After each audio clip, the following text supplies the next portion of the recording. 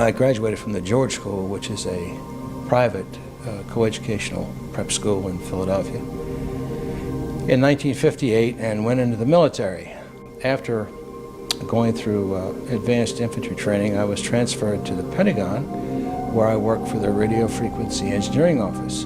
I finished there, and then I joined the White House Army Signal Agency in May of 1959. I served under Eisenhower from May of 1959 until he got out of office, and then I served under Kennedy until I left the service in August of 1961. I worked with a Lieutenant Colonel Holloman, and I can't think of his first name other than the fact I think it may be Earl, but I can't swear to it.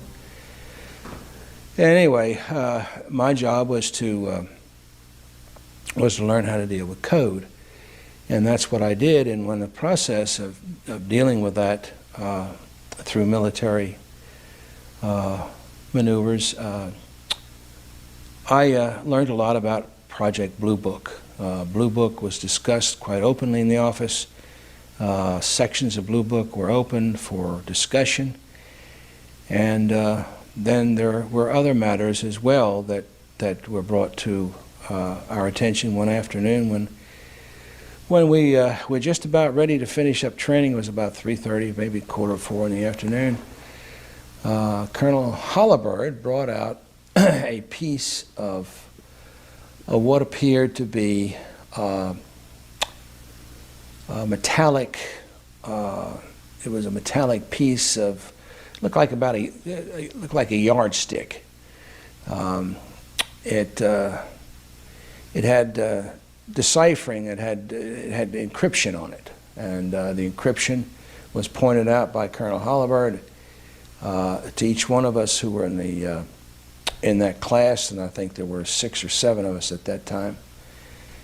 And it was told to us where that came from, and this was in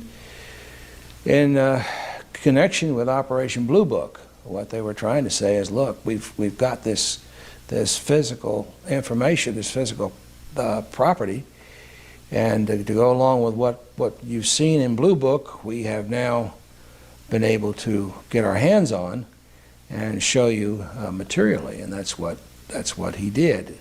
They went on to further explain that this was the material that had come from the New Mexico crash in 1947, and that was discussed.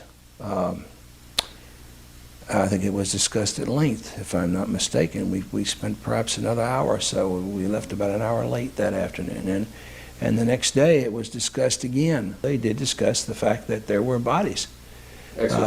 Extraterrestrial bodies, yes.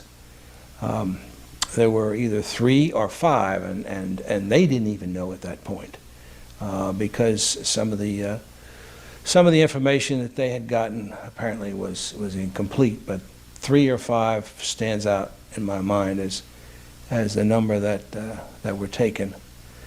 One was alive, partially alive at the time that this happened, and I do not know what may have happened to him after that. But the Army Air Force or the Air Force at that time, was very, very much concerned about Blue Book. And there were